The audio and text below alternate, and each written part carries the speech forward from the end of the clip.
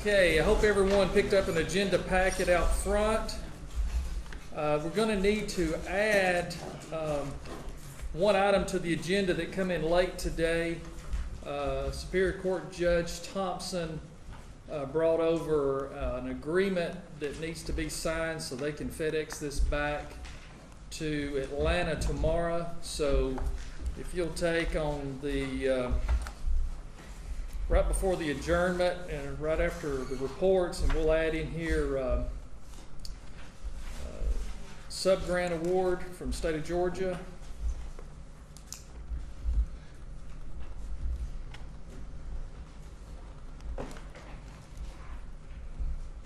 We'll add that to our last item on our agenda, so we'll get that handled tonight.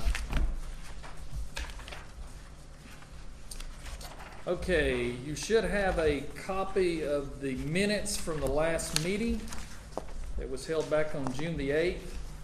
So any of y'all that were here, does anybody see any problems or corrections or anything to those minutes that we need to make note of? Hearing none, I'll move forward in signing these minutes as being accepted tonight.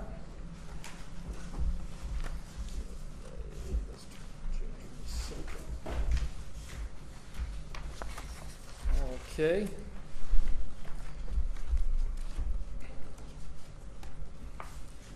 Now at this time, we'll have a public hearing. The first one is the rezone application. Let's see here, let me look here. Okay. It says the following rezone application will be heard for the second public hearing, the first being June the 15th at the planning meeting. We have two here, but one of these, the Planning Commission recommended that it be tabled until the next monthly meeting, which was a request to change the zoning from C1 to R2 and turn into a existing building into a multifamily dwelling on Lafette Road. So that one, we'll continue to table that and send that back to the Planning Commission. So I will take and also sign that as that we tabled that in this meeting here tonight. We'll let that go back through that process. Item 2 is map and parcel 0329-2-032, 18 Cedar Grove Road. Request to change zoning from C1 commercial to R2 residential to use existing house on the property as a residence. Planning Commission's recommendation was to approve this. Is anyone here that'd like to speak in opposition of this request? Okay, hearing none, is there anyone here willing or wanting to speak in favor of this request? Is this y'all's request? Okay. Okay. Do you got anything that you'd like to add to this? Well, yes. Sure, that's fine. Yes, sir. We purchased it about 18 years ago. It was the Chevy store, and previously, when it was built in the early 50s, it was a 2-bedroom house.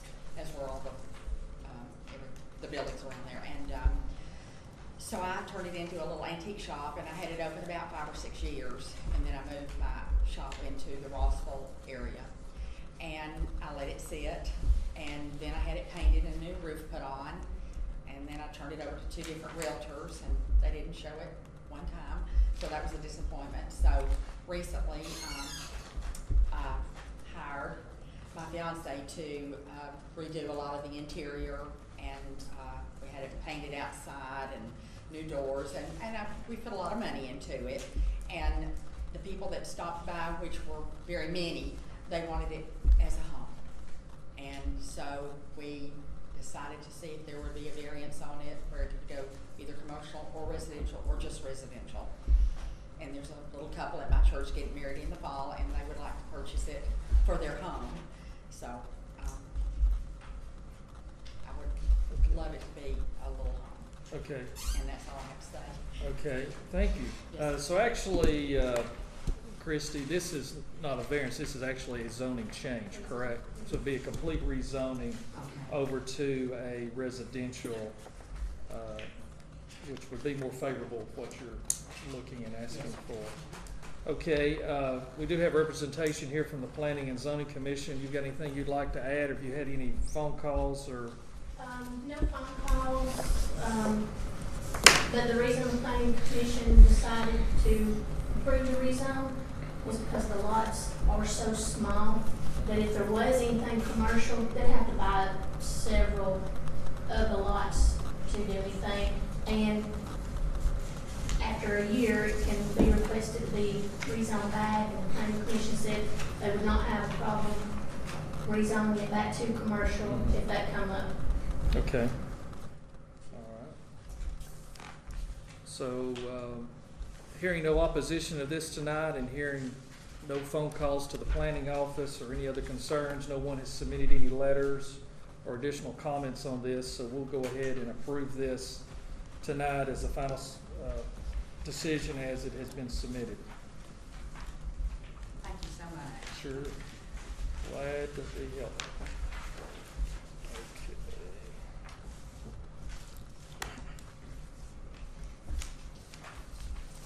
Okay. Need to do from here, What do they need to do with y'all from this point? take down the yellow signs. Put it back on the market as residential. Thank you, folks. Yes, thank you all. Thank y'all so much. Thank you. Thank you. Okay. All right.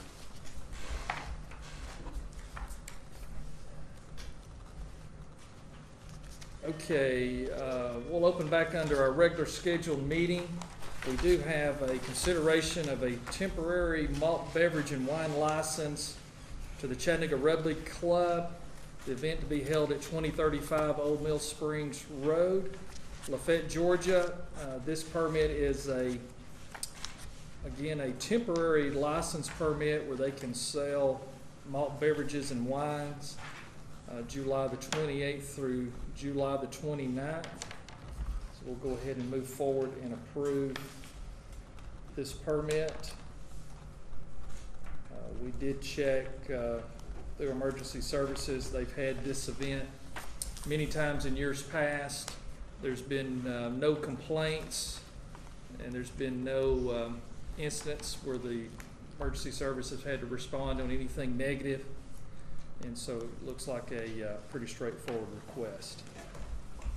Okay, we do have some documents here that we need to sign tonight. We have to replace the trustee from the former Sole Commissioner B.B. Haskell and former Walker County Clerk Bridget Garrett on the Georgia Fund 1 bank account. And we're adding Commissioner Shannon Whitfield and Walker County Clerk Rebecca Wooden. What this is the fund account that is utilized to that we use to deposit and manage all of the splosh money that comes in. That we have to accrue that, and so I needed to publicly sign these documents that we would be removing former Commissioner Haskell and former Clerk Bridget Garrett and adding myself as Commissioner and Rebecca Wooden to this account. So, let's see here.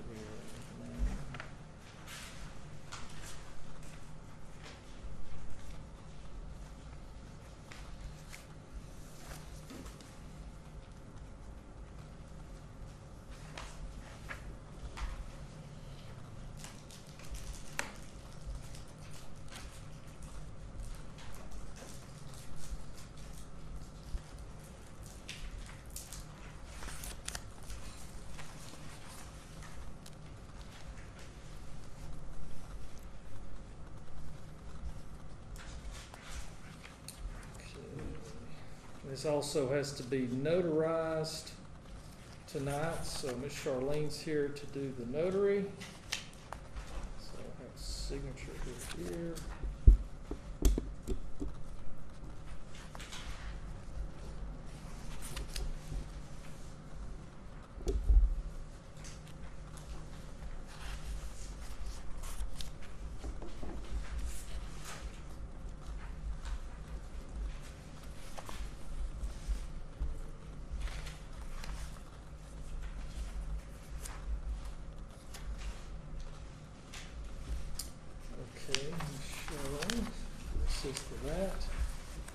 that one. We also have another agreement for an ACH with the Bank of Lafayette, where we have some name changes, where our account specialist Ida left us and went to another employment up north, and we're replacing her name with payroll clerk Tabitha Carthel and human resource director Charlene Robertson to be authorized to handle the ACH transactions, mostly that is done for our new process of direct deposit of payroll.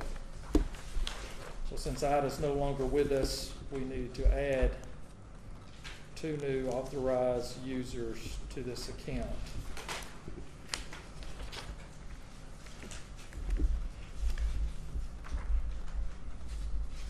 Make sure everybody gets paid.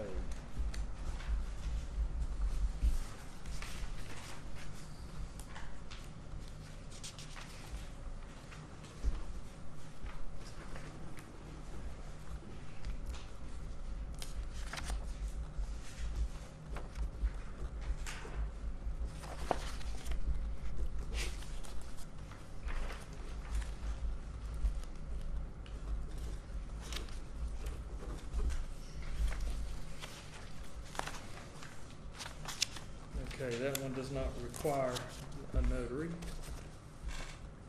We all good? Okay. I'll leave it right there. All right, thank you. Still got Okay, we've got a new report that we're going to start providing y'all on a monthly basis. This is some data that we've been tracking internally. We wanted to share this with all the citizens across the county and give everybody a monthly update. So we'll walk through this. This talks about our animal shelter and our focus on trying to reduce our euthanasia rate and increase our adoption and rescue and return to owners. So we're showing the most 2 recent months. We have data back to January, and that does reflect into the year-to-date numbers. But just to try to get this all on one page and capture everything, you can see the number of dogs and cats in April and May that was rescued or adopted or returned to owners. It's quite interesting when you start looking at the year-to-date totals for 2016, and those are the annual totals for 12 months. So there was 817 dogs adopted and 195 cats. Our animal shelter has already been successful this year in 2017 of adopting or rescuing back to the owners 377 dogs and 175 cats. So that's outstanding. That's within 20 cats of what was returned to owner or rescued all of last year. As far as euthanizing, last year there's 436 dogs, 630 cats. This year there's only been 94 dogs and 50 cats. So we're really making positive progress going forward with our new approach and trying to save as many animals as we possibly can, and also spay and neutering all the animals that go out to the new adopted families.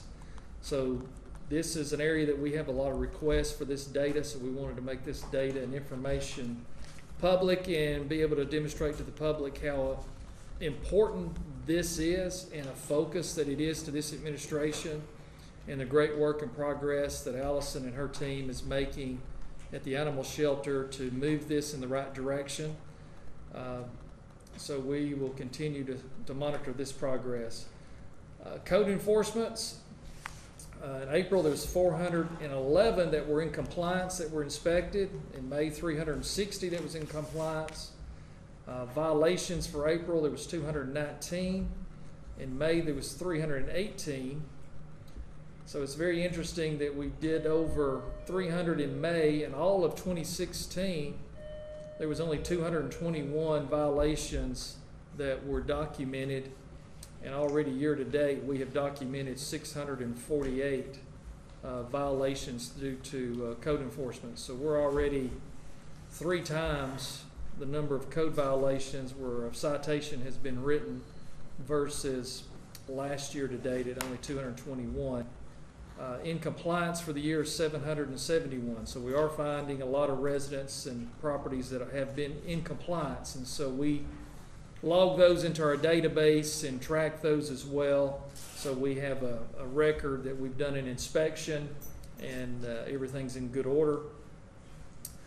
Some of the exciting numbers on our fire department, you'll see their total responses and then the breakout of how many of those total responses was responded by the QRVs. So in April, there was 414 total responses, and out of that 414, 310 of those were from the new QRV concept.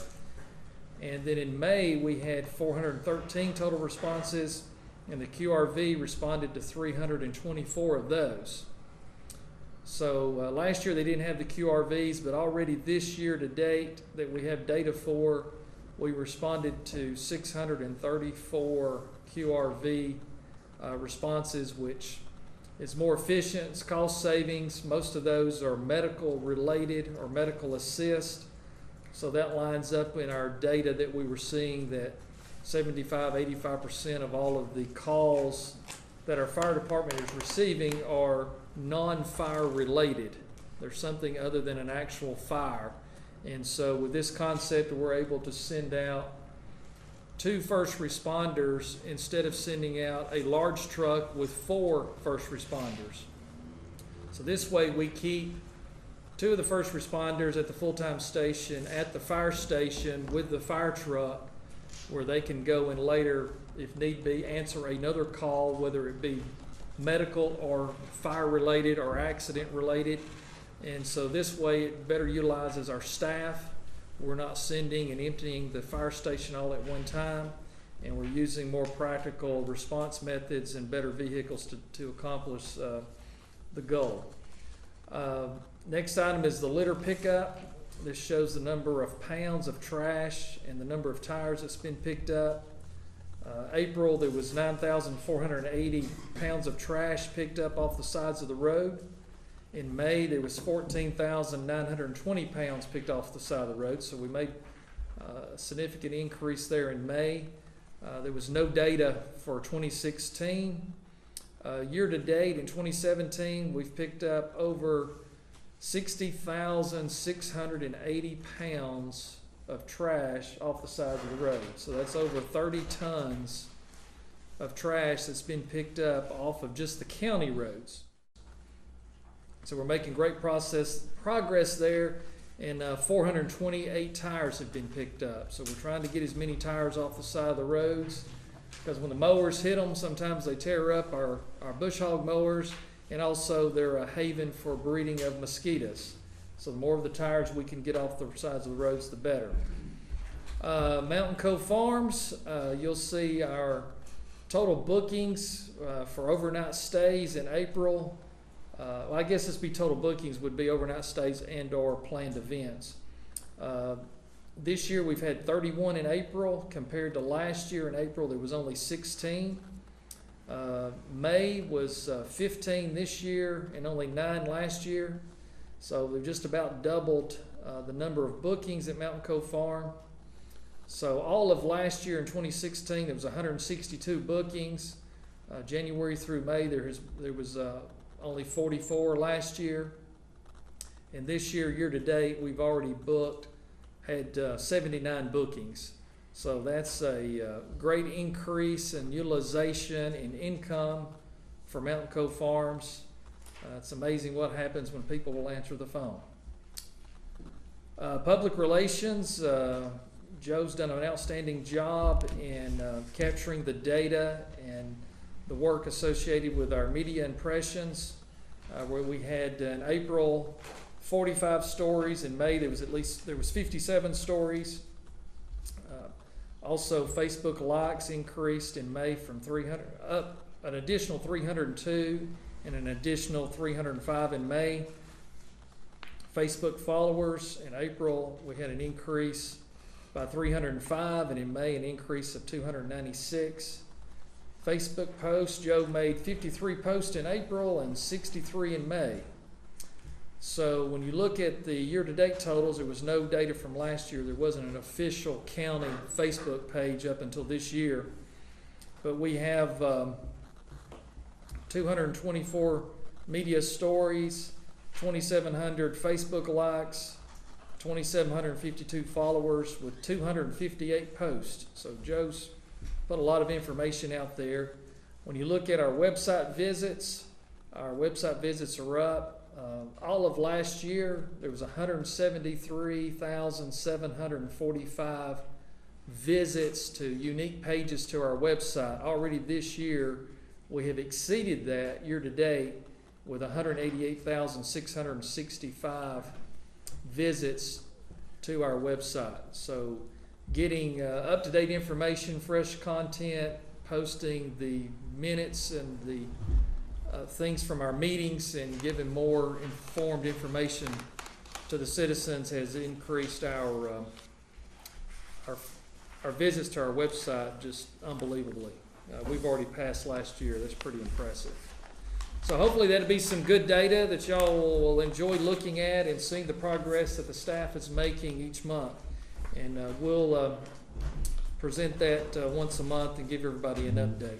Any questions on that? Yes. I have been asked about the tire amnesty day. Do you know anything about that? We have not got that finalized or in place yet. That's something we still want to get done. I don't know why people call me. Yeah, but they do. All right, any other questions or comments on that report? Okay, the last item on our agenda that we added was this, what they call a sub-grant award. This award is federal funds that's been awarded to Walker County in conjunction with the Office of the Governor Criminal Justice Coordinating Council for the state of Georgia for Accountability Court. This is a new program to Walker County. It's been done across the state, but the Lookout Mountain Judicial Circuit, this is the first time they have participated in this program. This grant will run from July 1, 2017 through June the 30th of 2018. And let's see here. This award will be to run the drug court, which will be headed up by Superior Court Judge Thompson.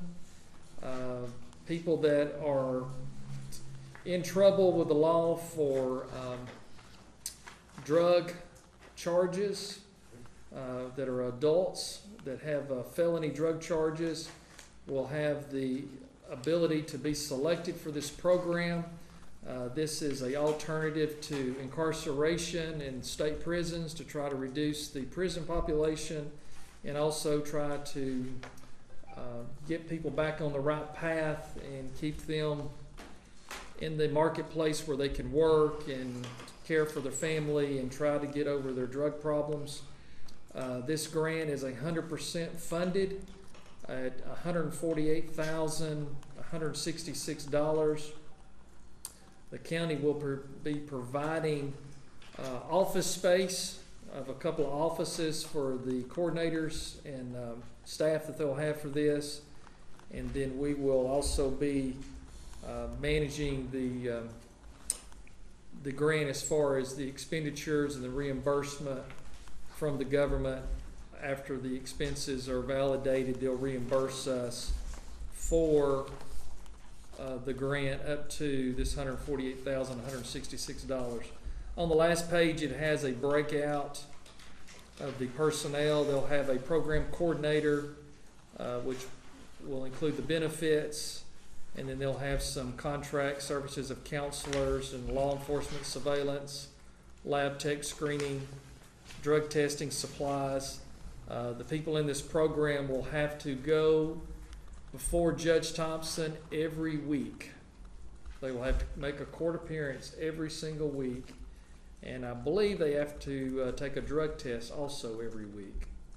And so this will cover the expenses of that monitoring and conducting those tests. And also there's some money in here for some training for the coordinator and transportation expense. So again, the grant total is $148,166. So I will sign this that we are accepting to manage yet another state grant. contract employee or contract laborer. Contract employer, The administrator of the grant is gonna be a contract employee or employee of the county. I'm not sure. We'll need to get a definite answer on that. I'm not sure the answer to that. Good question. Any other questions or comments on this grant?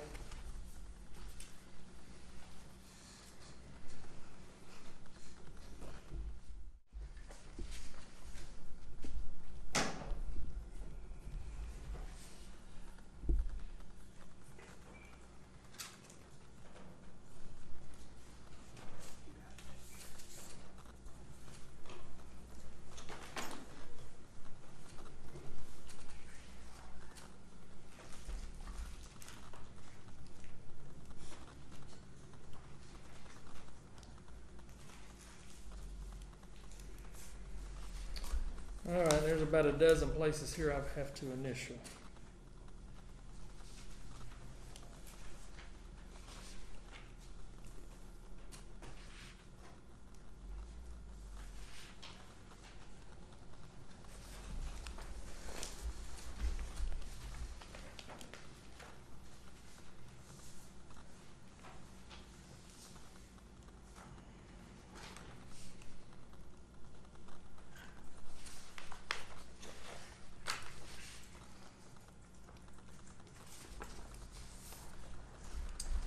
$15 to be exact.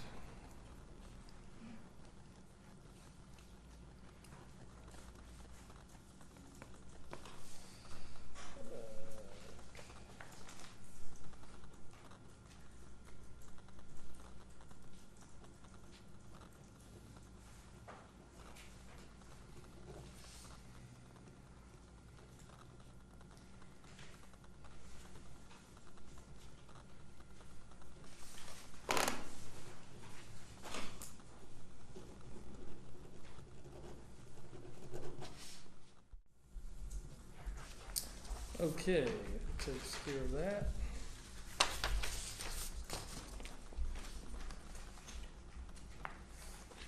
So that concludes our regular scheduled meeting, so I'll adjourn the official meeting at this time, and then we'll open the floor to any public discussion or public comment.